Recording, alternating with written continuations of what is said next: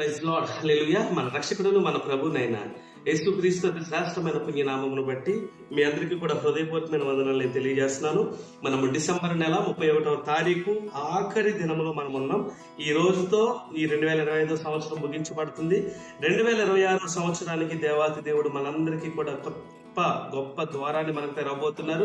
ఆయన ఇచ్చిన గొప్ప భాగ్యాన్ని బట్టి మనందరము కూడా ఈ సంవత్సరం అంతా సజీవులుగా బ్రతికి రక్షింపబడి తన కృపను బట్టి మాత్రమే మనందరము కూడా క్షేమముగా ఉండి 2026 సంవత్సరాన్ని మనం చూడబోతున్నాం. ఈ 31వ తారీఖు ఈ లాస్ట్ రోజున మనందరము కూడా దేవుని యొక్క కృపను బట్టి దేవుని యొక్క వాగ్దానాన్ని పొందుకొని మనందరము కూడా దేవుని యొక్క సన్నిధానంలో సిద్ధపాటు కలిగి ఉండాలని దేవుని నామ మహిమార్థమై మనం జీవించాలని కోరుకుంటున్నాను.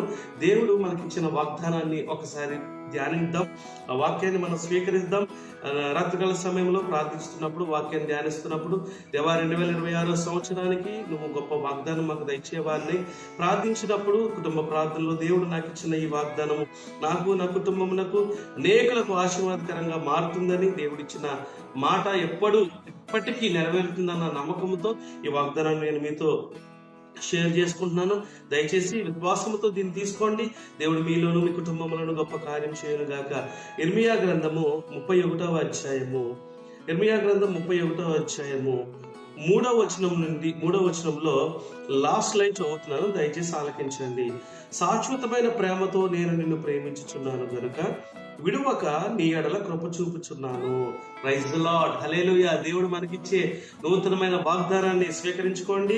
ఎందుకంటే శాశ్వతమైన ప్రేమతో నేను నిన్ను ప్రేమించుచున్నాను. పరిపూర్ణమైన, సంపూర్ణమైన, శాశ్వతమైన అంటే ఇంకెన్నడూ తరిగిపోనిది గొప్ప ప్రేమతో నేను నిన్ను ప్రేమించుచున్నాను కనుక విడువక.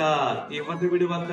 ఆయన మనల్ని ప్రేమిస్తున్నాడు కాబట్టి మనల్ని విడువక, ఎడబాయక, ఎన్నడూ కూడా మర్చిపోకుండా ఆయన ఏం చేస్తాడో తెలుసా? నీ ఎడల కృప చూపుచున్నాను. ఆయన కృపను మన ఎడల చూపుతుంది. ఈ ప్రపంచంలో ఏది ఉన్నా లేకపోయినా దేవుని కృప ఉంటే చాలండి. దేవుని యొక్క చిత్తం ఉంటే చాలు. దేవుని యొక్క కృప మనకు తోడుగా ఉంటే మనకు సమస్తము సాధ్యమే. అన్ని విషయాల్లో ఆరోగ్యము, ఆయుష్, బలము, శక్తి, జ్ఞానము, వివేకము, ఐశ్వర్య, మహిమ, ఘనత, ప్రభావాలతో దేవుడు మనల్ని నింపుతారు. అన్ని విషయాల్లో సంతోషాన్ని, ఆనందాన్ని, ఉత్సాహాన్ని, ఉల్లాసాన్ని మనకు అనుగ్రహిస్తారు. నూతన సంవత్సరంలో దేవాతి దేవుడు మనకు తోడుగా ఉంటారన్నాడు. శాశ్వతమైన ప్రేమతో ప్రేమిస్తారంటున్నాడు. శాశ్వతమైన కృపను మన ఎడల కలిగి ఉంటారంటున్నాడు. ఈ వాగ్దానాన్ని దయచేసి స్వీకరించి ప్రార్థించుకుని, చదివి, ధ్యానించుకుని దేవునిలో నమ్మకంగా కొనసాగుదాం. అట్టి కృప మీకు, నాకు, మనందరికీ దేవాతి దేవుడు తెలియజేయను గాక, ఆశీర్వాదకరంగా మార్చును గాక. ఆమేన్, ఆమేన్.